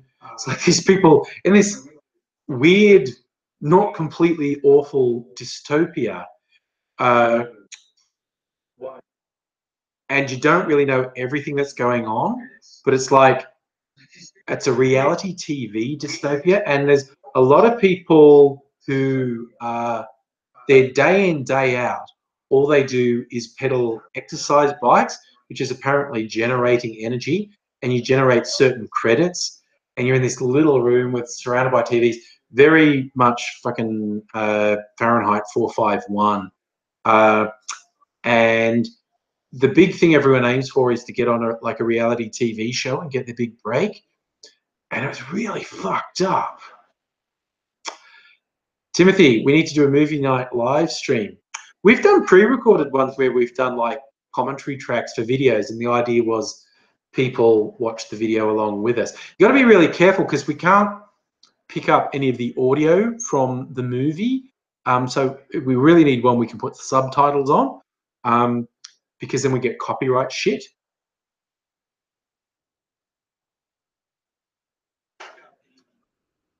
Screever, Big Mouth is, look, again, the design in Big Mouth is a bit ugly. Kids all have, like, the head is as big as the whole body and legs, basically.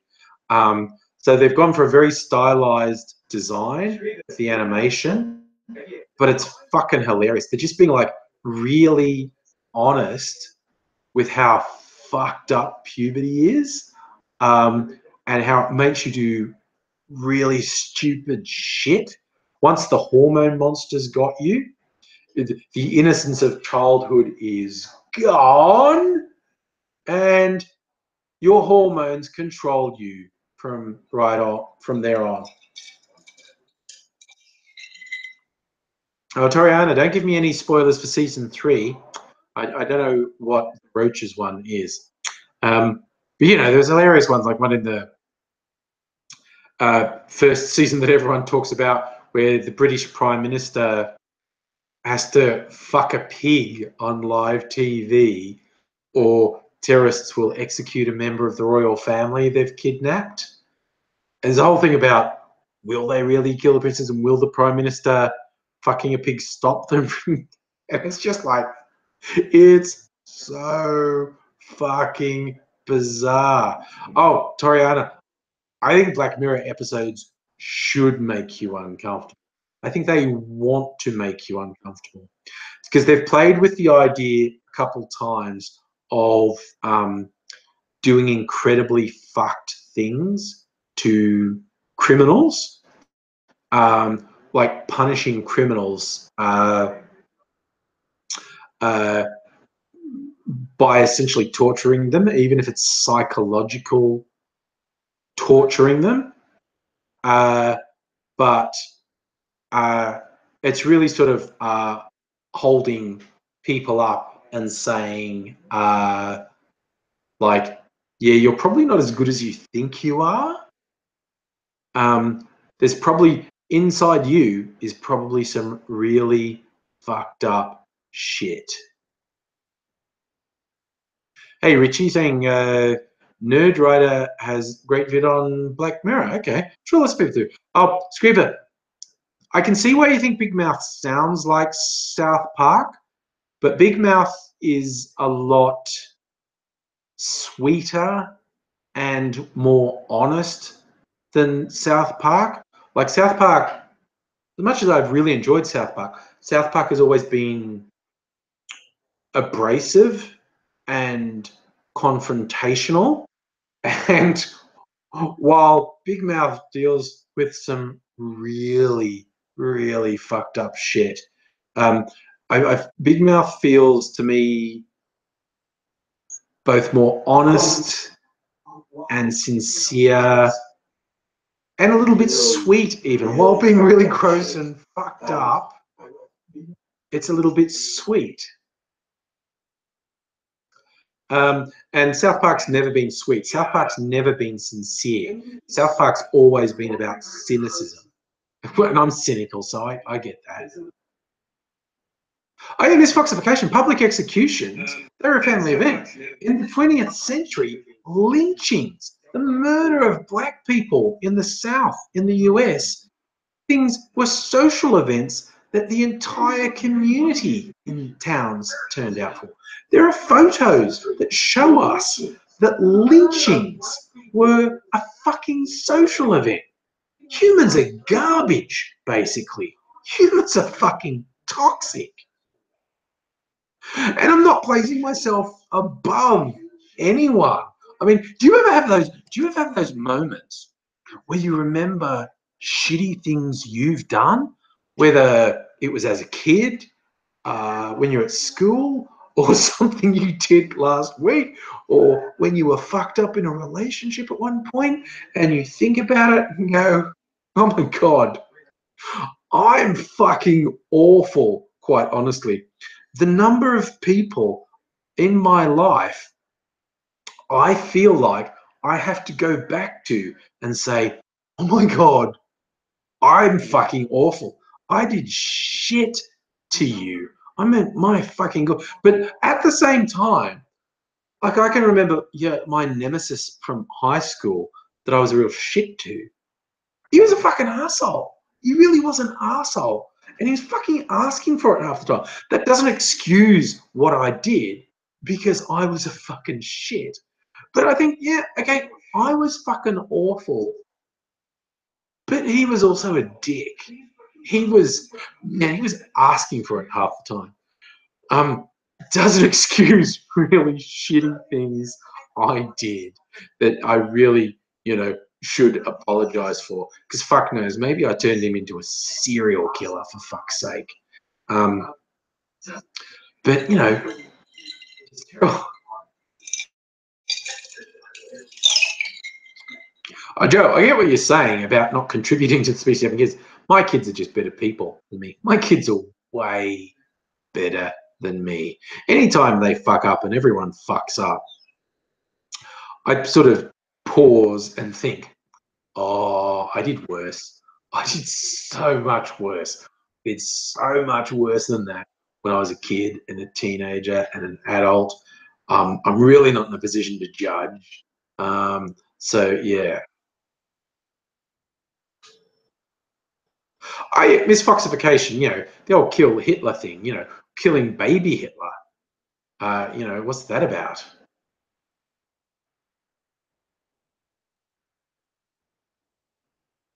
Video games. What if humanity was more accepting instead of going, you're a different gender? I just think humans will always find a reason to hate someone else.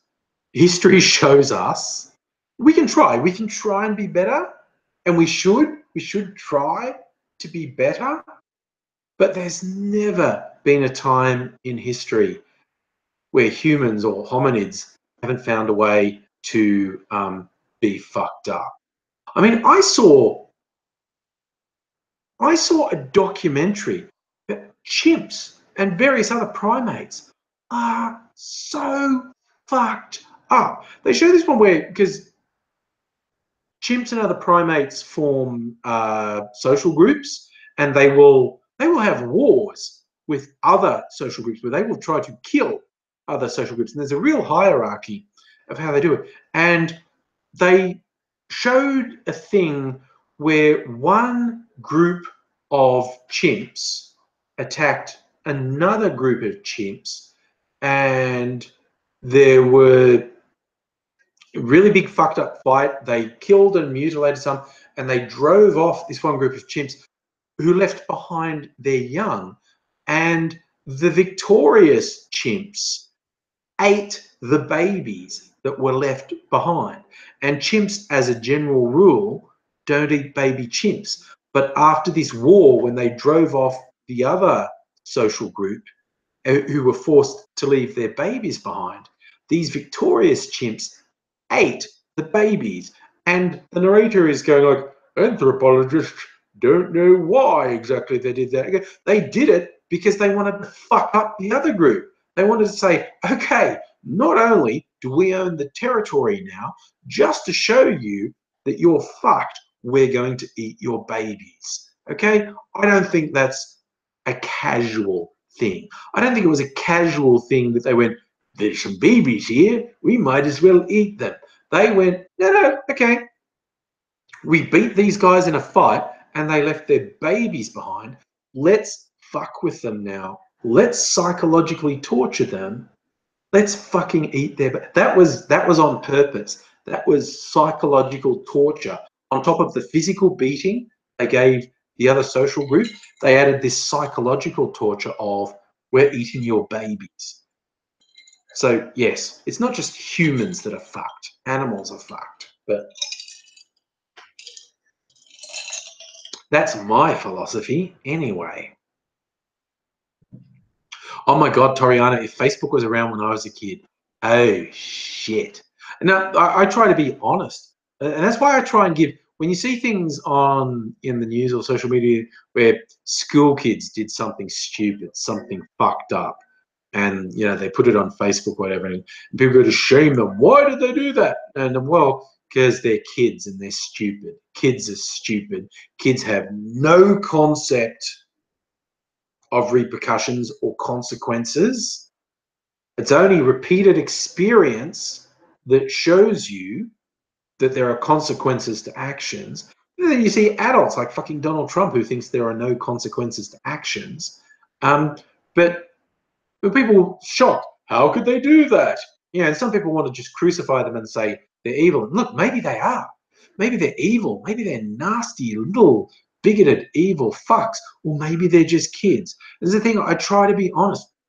My final day of school, what we call muck-up day in Australia, although I think it's frowned upon to call it that now, but when I was at school, it was muck-up day, where this year 12 class, the final year, runs the school assembly and you do shit and you dress up and you have a theme and whatnot. We had Nazi Germany's thing. I dressed up as Hitler on my final day of school, okay? There will be photos of that somewhere. I don't have any photos of it, but you know, could you imagine now school kids having a big dress up day and someone dressing up as Hitler and giving a speech? And we just thought it was funny. It was confrontational and wrong. And you know, the term political correct wasn't really around at the time. So we weren't anti-PC, but it was just like, oh, you do something wrong and outrageous and you upset people. And it's funny to upset people. When you're a kid, you think upsetting people is funny. And you do it because you're fucking stupid, as far as I'm concerned. You're not a fully formed human. You don't understand consequences. You don't really even recognize other humans as entities in their own right. And so you do evil, cruel shit because you think it's funny. It's just a problem when adults do it, when adults don't outgrow it. But hey, look at that. We have reached 10 p.m. So that's pretty much 2 hours of a very enjoyable time talking with you very fine people. As per usual, I would like to thank you for, you know, joining in, because I've had a really good time and I hope you have too.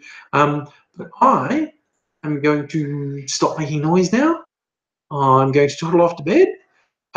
So goodbye to all of you wonderful fine people. Hope to see you again soon. You know, don't give me the thumbs up on the way out. We will fool the Google algorithm one day into thinking that I'm really popular. You know, it's only a computer. We can trick it. Thank you all for being along. I had a really good time. With any luck, I might have AZ over on the weekend for another live stream. Might be during the day, different time zone. And I'm going to try and do a weekend TFU, maybe a lighter side, because people have been sending me links to really funny, fucked up shit this week, and I think I want to do a video about that rather than really ugly, dark stuff. Sort of funny, fucked up stuff. So we'll see what I can come up with tomorrow or maybe on Saturday.